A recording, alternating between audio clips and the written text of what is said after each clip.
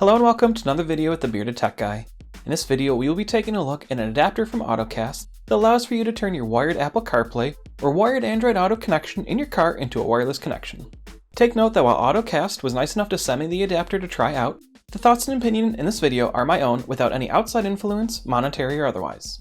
At the time of this video, you can pick up the U2-X from Indiegogo for $150 USD, and I would expect it to be available on Amazon in the future. I'll have a link for the Indiegogo campaign in the description below, and I will update with an Amazon link once it becomes available. For this adapter to work, you need to have either an Android phone that supports wireless Android Auto or an iPhone that supports wireless CarPlay. You'll also need a car that supports wired Apple CarPlay. Keep in mind that the U2-X will always present itself as a CarPlay device even when mirroring Android Auto. So if your car only supports Android Auto for some reason, then this adapter will not work for you. I will touch on this aspect of the adapter later on in the video, as this actually has turned out to be very helpful for me, even though I use Android Auto. For my testing of the wireless adapter, I used a Google Pixel 6 Pro and an iPhone 6s. To initially connect your phone to the adapter, plug it into your car and wait for it to boot. You want to make sure the adapter is set to the right mode for your phone. If you are connecting to an Android phone, then the icon should look like this. And if you are connecting to an iPhone, the icon should look like this. If you need to switch between modes, you can click on the icon on the bottom left-hand side of the screen. Doing so will cause the U2-X to reboot, so give it a few moments to fully boot before connecting.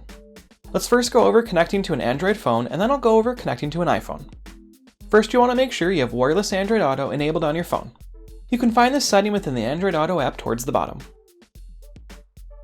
Next, connect your phone to the adapter over Bluetooth. The adapter name should start with the word Auto.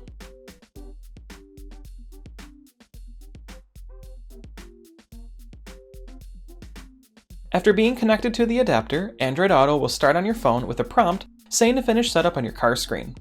By this time, Android Auto should be available and ready to use on your car. From here, you'll be able to use Android Auto just like if you had plugged your phone in directly. Play dual core.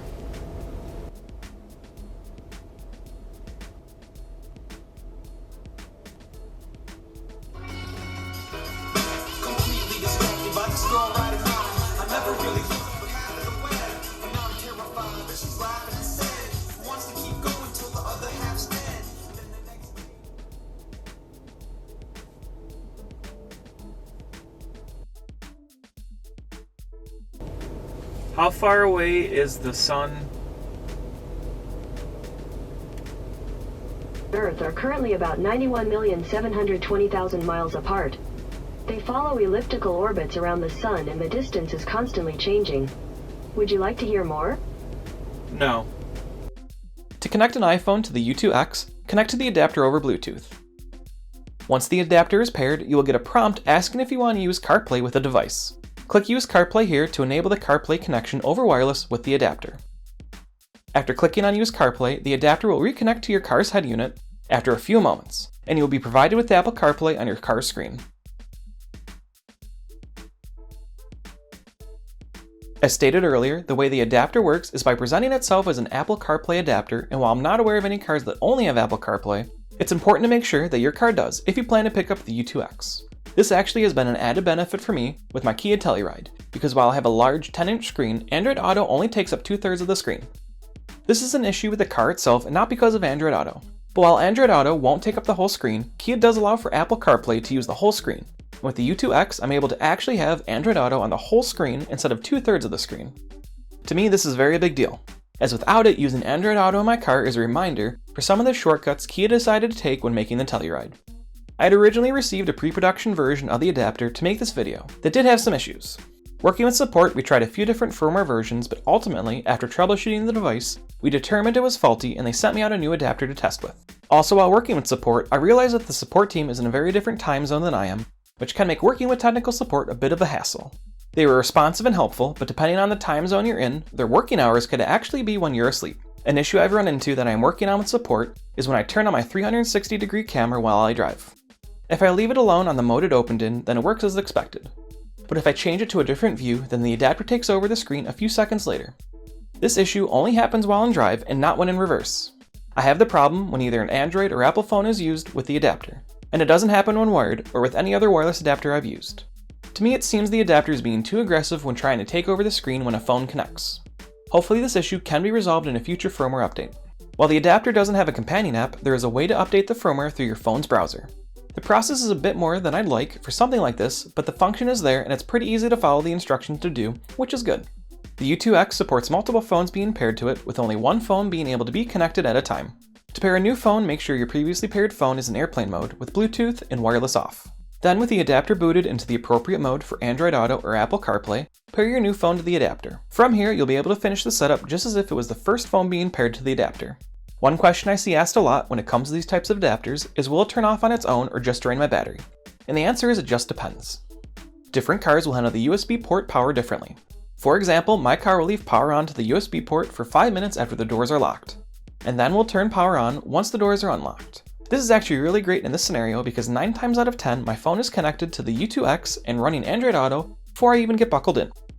Other cars may never turn off power to the USB port, which may be a concern to some. If you do not know how your car handles its USB port for power, you can plug your phone in and have Android Auto running on your phone. With your car now turned off, you'll then want to open the car door, close the car door, and then lock your car. After that, you'll need to wait to see if your phone stops charging or not. If it does, that means your car turns off the power to the USB port and you won't have to worry. But if 20 or 30 minutes pass by and your phone is still charging, there is a good chance that means your car does not turn the USB port off. At that point, you'll have to decide if a device like this is right for you.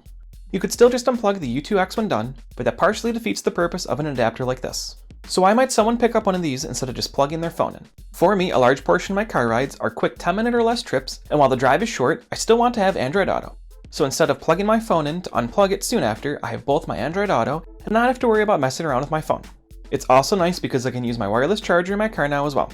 And while it won't charge my phone too quickly, it will still be charging without putting added wear and tear on my USB port. And if I'm going on a longer car ride, I'd want to use a charger that charges faster than my car's USB port anyways. A benefit that I did not think of comes from doing curbside pickup. At the store, I have to show my phone, so without having wireless Android Auto, I'd have to unplug my phone because of the shorter cable to be able to show it. This would obviously end my Android Auto session as well. But now I can show my phone without having to unplug it, which is nice too. A quick tech tip for you is you may have to enable Android Auto automatically taking over your car's screen when it starts. This is actually a setting within Android Auto, and to turn it on, all you have to do is go into your settings from the Android Auto screen in your car and enable Auto Launch.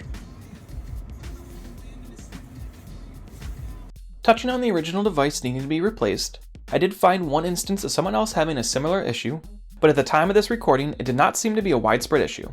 I recommend doing some further research if you plan to pick up the adapter to see if others have run into DOA issues or not. This is something that is normal for any product, but you obviously want to make sure it is not a widespread issue. My overall experience with the U2-X wireless adapter has been pretty good. Google Voice Assistant triggers pretty quickly for me, all of my iPhone and Android Auto apps work as expected, texting works, maps work, and calling works as well. My original test unit did have some issues that required it to be replaced, and I am facing an issue with the camera being allowed to stay active, but should be fixable with the firmware update. I will update the description of this video to provide if the issue is ever fixed or not. If you found this video helpful, make sure to give it a thumbs up as it helps YouTube know that they should show it to other people. And if you aren't already, consider subscribing to the channel and enabling notifications to be one of the first to know when I release other tech and smart home videos just like this one. Thank you for watching.